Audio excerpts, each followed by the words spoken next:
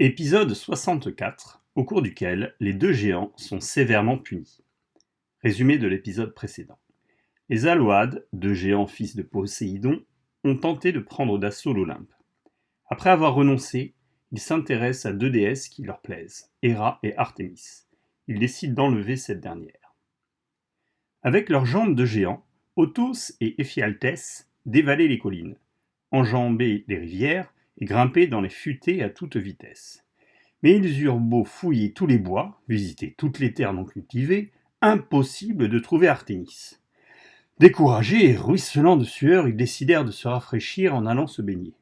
C'est là, en approchant d'une petite crique sablonneuse où clapotaient des vagues couleur turquoise, qu'ils découvrirent la déesse.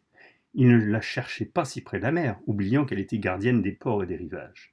Elle leur apparut de dos, les cheveux relevés sur la nuque, quelques boucles balayant son cou gracieux. L'épaule sur laquelle reposaient son arc et son carquois était dénudée. Le vent faisait claquer ses habits comme la voile d'un bateau. L'air était brûlant.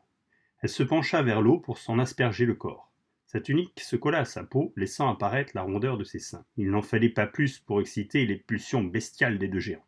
Artémis scrutait l'horizon en direction de l'île de Naxos, impatiente d'aller rendre visite à Ariane pour prendre de ses nouvelles. Soudain, un bruissement dans les joncs qui poussaient sur la dune l'avertit d'un danger.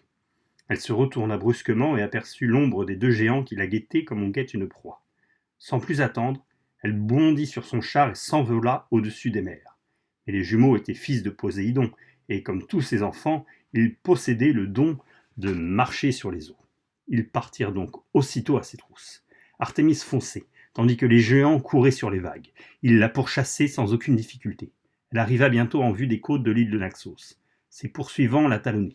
Leur excitation était à son comble. Ils avaient quasiment rattrapé Artémis et ils commençaient à se chamailler pour savoir lequel des deux profiterait de la déesse en premier.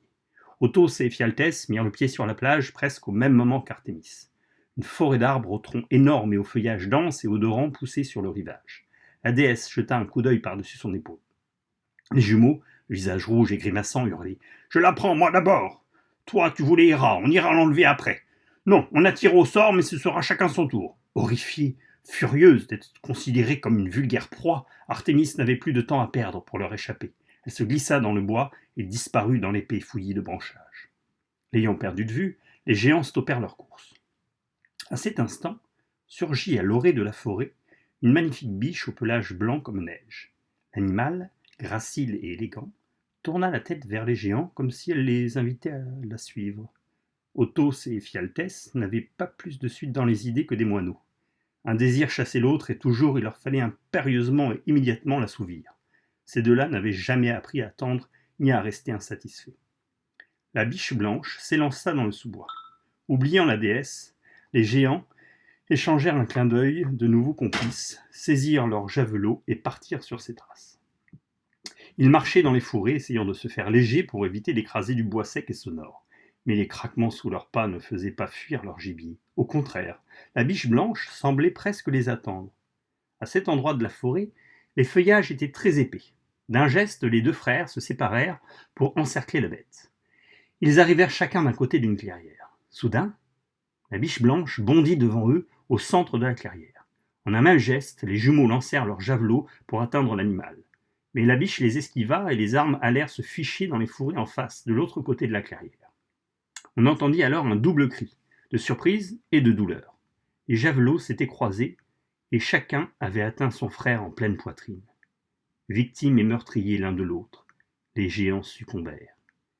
La prédiction de l'oracle s'était réalisée. Ils n'avaient été tués ni par un dieu, ni par un humain, mais par eux-mêmes. La biche blanche revint lentement sur ses pas. Elle renifla les corps des jumeaux, s'assurant qu'ils étaient bien morts, puis elle reprit sa forme. Car c'était Artémis, bien sûr, métamorphosée en gibier, qui avait imaginé ce stratagème pour se débarrasser de ses harceleurs. À cet instant, un grand bruit se fit entendre comme un roulement de tambour. C'était le tonnerre. Un éclair venait de coucher au sol un grand pin, et Zeus apparut, son foudre à la main. Son visage était courroucé. « Ma fille, tu as été plus rapide que moi pour éliminer ces débauchés. Je m'apprêtais à les frapper pour leur inconduite. » Artémis, soulagée par l'issue de cette poursuite et secrètement flattée que son père soit intervenu pour la défendre, répondit. Et voilà bien puni, désormais, chacun a tué celui qu'il aimait le plus au monde. » Et Zeus continuait à bougonner. « J'en ai par-dessus la tête de tous ceux qui se permettent de braver mon autorité et de bousculer la marche du monde. Ils auront toute l'éternité pour s'en souvenir. Au fin fond du Tartare, je leur réserve une punition à la mesure de leur faute. » Puis, regardant sévèrement sa fille, il ajouta: « Au fait, ils y croiseront certainement ton petit protégé. » Artémis sursauta. Mais de qui parlait son père? À suivre.